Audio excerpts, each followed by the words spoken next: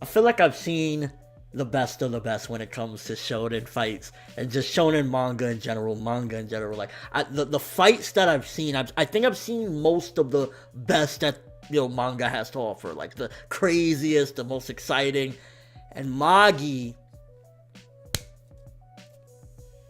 motherfucking greatness. Magi motherfucking greatness. Yo.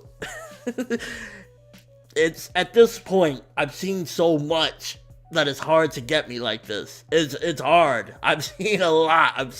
I've read a lot. But Magi did it again. Magi did it again. One more time, people. One more time. Say it with me, please. Get your friends into this manga because they are missing out if they're not reading that Magi greatness. So we're talking about 3 chapters here, people. 3 chapters, which was mainly a major fight with a lot of context to it and a lot of just fucking insanity. Starting with 257, for the most part, mainly just revealing a little bit more about what Hakuryu has on deck with the scythe and everything. And it's just like, honestly, Shinobu didn't disappoint. From what I've seen thus far, she did not disappoint. It wasn't a simple fight at all. It wasn't like, fuck, like, how is this person winning or anything like that. And that's one of the things that I love. So the scythe that Hakuryu has kind of reminds me in a way, if I had to make a comparison, the only thing I could really compare it to is to a certain degree and not really, like Kamui from like Kakashi or something like that, where it kind of sends the ligament to another dimension, but not really. It's like, it's really fucking weird, and at the same time, I can't wait till the day this gets animated. If we don't fucking hear about Magi Season 3 by the end of this year, that's bullshit, because everything is wrapping up so nicely for this to be one major anime, with the Almataran stuff leading up to this being like the finale, right here, this fight should be the finale of the anime, the epicness of this fight. But getting back to, the scythe or whatever, it's like, it's interesting. It can't really cut you, it can't do shit, but at the same time, it could fucking basically make you never have a ligament again, depending on where in this dimension that it is, which, at the end of the day, if Aladdin masters, his Solomon's wisdom and all of its powers and whatnot, and learns all the magic, then eventually he can probably go to that dimension. I'm being realistic here. At the end of the day, with everything that's happened throughout these chapters, being realistic about it with the world of Magi, a lot of this can be reversed if they went the proper channels, and ultimately, again, Aladdin, if he found the proper magic, ultimately it could happen. It could get reversed, especially like the ligaments and everything. That could happen. And honestly, 257 at the very end, setting up extreme magic versus extreme magic, just fucking epicness all around. It was just fucking epicness. Like, one of the things people like to complain about with Magi is, oh, the art, I can't tell the stop, especially with these 3 chapters, this fight, not even just these 3 chapters, but since I'm only talking about these 3 chapters, the art was fucking insane. Fucking insane. Kind of like Hakuryu and Jadal, where they pretty much don't give a fuck about shit. Yeah, insane like that. 257, bomb-ass setup chapter, anywhere from an 8.5 to a 9, but I don't really even want to do these by sections. Honestly, I kind of want to grade them as a whole, because this is a nice chunk of Magi that I get to review, so fuck the score for each chapter. I'll give you one whole big one at the very end. 258, where it fucking goes down, everyone's in suspense what's gonna fucking happen. Now, was it just me, or was that giant-ass attack that Hakuryu used very reminiscent of Dragon of the Darkness Flame from Hiei? Yeah, I've seen it all. I've read it all, so it reminds me, and honestly, I'm not mad at that at all. Like, you kidding me? If you want to be inspired by the greats and you want to pull something from the greats, but at the same time put your own twist on it, because it's not like he's just burning it or whatever. That fucking flame is like sending motherfuckers to another dimension and shit like that. Go right a fucking head. That shit is epic as fuck. It's different at the same time. It's like being inspired, but taking it and making it your own. And the way it was done at the end of the chapter, where everyone is just like, at first, don't even lie, you thought that was Alibaba that completely lost, but when you see Hakuryu on the ground with no fucking legs, that's like,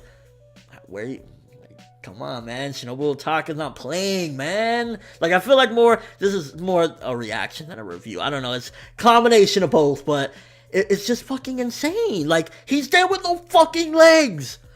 And then Alibaba in the fucking sky like a goddamn statue, looking like he's in a petrified state, kind of reminiscent of Vegeta after he blew himself up against Majin Buu, and he's just standing there in the fucking sky, getting ready to fall down. That's what I felt with Alibaba. It looked just like that. It reminded me of that as well. And again, if you want to be inspired, or maybe it's just me, I don't fucking know, then go on right ahead. But it was just epic as fuck, building up the suspense, and it was just like, Not too much really as far as like so many details to say, because it was mainly just big action pieces. Really good, but big action pieces, which again in the anime, the manga's fucking amazing. Just imagine what the anime is gonna do, because Magi anime, mwah, mwah. So 258 was a gem in and of itself. 9.5, whatever you want to call it. Just a great ass chapter. But then you get 259, the shocking revelation that Hakuryu was so desperate. And again, it just goes back into how far him and Judal have fallen into depravity, that he, just to beat Alibaba, you got to think about the psych for a second, just to defeat his opponent right now, he was willing to sacrifice his legs.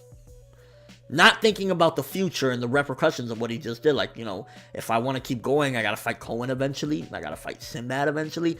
There's some fucking opponents, you know, ahead of us. So the fact that he's not even thinking, that just goes to show how crazy he is. And just chapter as well, Judal is the same way. And yet again, when we find out that Alibaba's entire personality, you know, his spirit, so to speak, was sent to another dimension, maybe it'll be a big arc or two or something along the lines of that. But eventually, Aladdin, I think, will discover the magic that he needs to ultimately bring his friend back.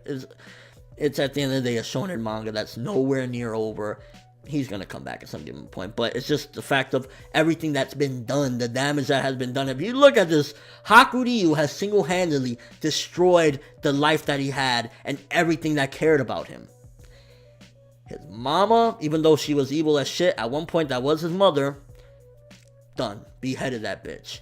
His country, his sister, the friends that he made, Aladdin, Morgiana, and Alibaba, everything is slowly going. All he has left right now is Judal. He doesn't even have 2 legs to stand on. I got to. If you think about it, Alibaba is almost in a worse state than what Solomon was after he fried his fucking brain fighting King David or whatever. So he's in a worse state than King Solomon is, because I think at the end of the day, the reason Solomon could be still kind of like somewhat alive, and even though he was like mindless, you know, he didn't know who the fuck he was or whatever, it was because Solomon was a beast.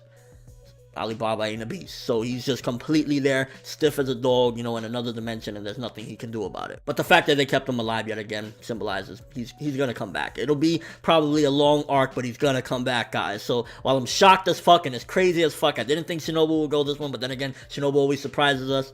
He'll be back. And the exaggerated expressions and the way Shinobu is presenting Hakuryu, that he's there with no legs, laughing because he defeated Alibaba, his one time, I want to argue best friend, or one of his really, really close friends, and he's laughing there, like, ha ha ha ha, and now I could take one of his legs or two, like, that just goes to show how much he's changed and how crazy this motherfucker is. And it doesn't stop there, because we had 2, and I think the way Shinobu did this as well is just fucking amazing, that 2 humongous fights going on at the same time nearby, and they're not even trying to help each other out, they're doing their own thing for the most part.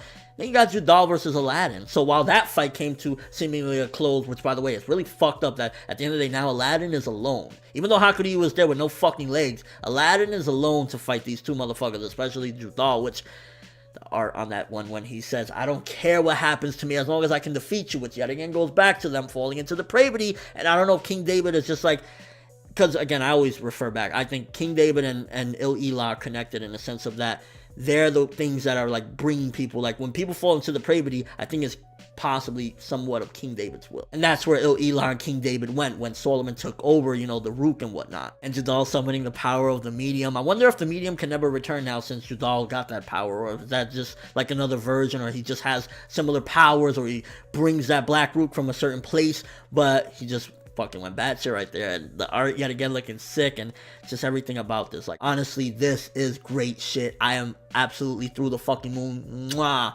Tokyo Ghoul Re and Magi, but as of right now, Magi reigns supreme. Magi reigns supreme. And I've been telling you motherfuckers about Magi, but why didn't y'all listen, man? Why ain't y'all listen? This manga is so fucking amazing. And towards the end of that chapter, one of the big things that is presenting is that, yes, like I said in a couple reviews ago, Aladdin needs to train so he can figure out how to do this, because he's gonna lose his fucking sanity trying to figure out who he is, and, you know, keep himself intact and get that magic and understand how to use the magic that Solomon used. And you gotta think about it for a second. If Solomon fried his fucking mind, and Solomon was an amazing genius, and he fried his fucking mind, then what chance does Aladdin have of finding all these spells and whatnot and doing all these things without losing his sanity?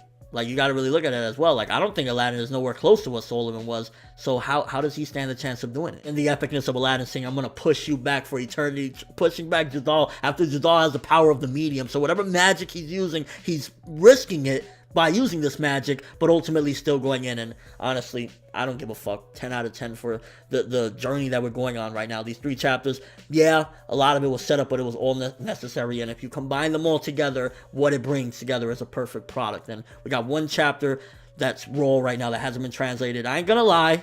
I took a little sneak peek. I don't understand what the fuck is going on, but I took a sneak peek, and it's yet again amazing. It's like, don't ever get it twisted, by the way, when I'm leaving Magi. I will never drop reviewing Magi. I love Magi, and this is why. And again, this is more so a reaction, fanboying, whatever the fuck you want to call it, but this has been incredible, and this is gonna go down as some of the best shonen fights, period. Let me know what you guys thought of this Magi greatness. How do you feel about this? Do you think, looking at the Hakuryu versus Alibaba fight, that it was done properly? I honestly gotta applaud. Alibaba didn't fucking win!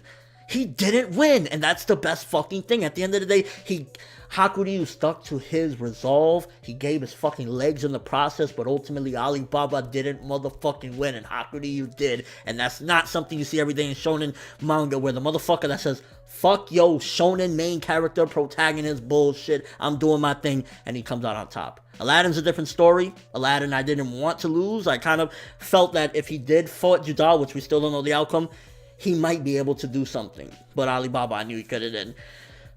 It's a great day for shonen manga. It's a great day for Magi. 20 out of 10. Love it. That's a lot for this reaction / review / fanboying all over the fucking place. Thanks for watching. Hope you enjoyed. If you liked anything I had to say or enjoyed the video, drop me a like. I'd greatly appreciate it. And if you haven't subscribed, if you could do so as well, that'd be amazing. I'm from the world, and as always, people, it's that Magi greatness, bitch.